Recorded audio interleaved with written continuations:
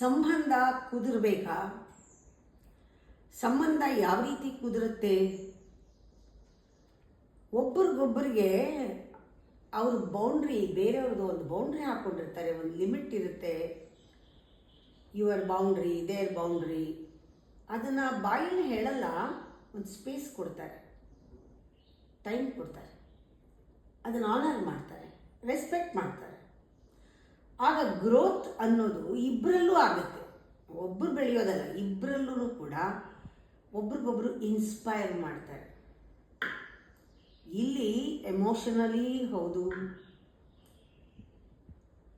Social status ಹೌದು, ಸ್ಪಿರಿಚುಯಾಲಿಟಿನಲ್ಲೂ ಹೌದು, ಒಬ್ರಿಗೊಬ್ಬರಿಗೆ support ಮಾಡ್ತಾರೆ.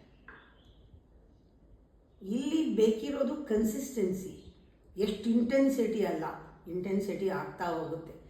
ಪ್ರತಿನಿತ್ಯ ಒಂದು ಚಿಕ್ಕದು ಸಿಕ್ಕರೂ ಸಾಕು, ದೊಡ್ಡದೇನು ಒಬ್ರಿಗೊಬ್ರು ಮಾಡಬೇಕಾಗಿಲ್ಲ.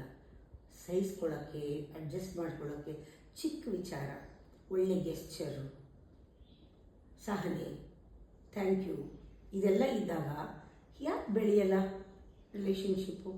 ಇಬ್ಬರೂ ಬೆಳಿತೀರ. ಬರೀ ರಿಲೇಷನ್ಶಿಪ್ ಇಂಟೆನ್ಸಿಟಿ ಅಲ್ಲ, ಇಬ್ಬರಲ್ಲೂ ಒಂದು ಕನ್ಸಿಸ್ಟೆಂಟಾಗಿ ಒಂದು ಕೋಆರ್ಡಿನೇಷನ್ ಬರುತ್ತೆ, ಹೊಂದಾಣಿಕೆ ಬರುತ್ತೆ.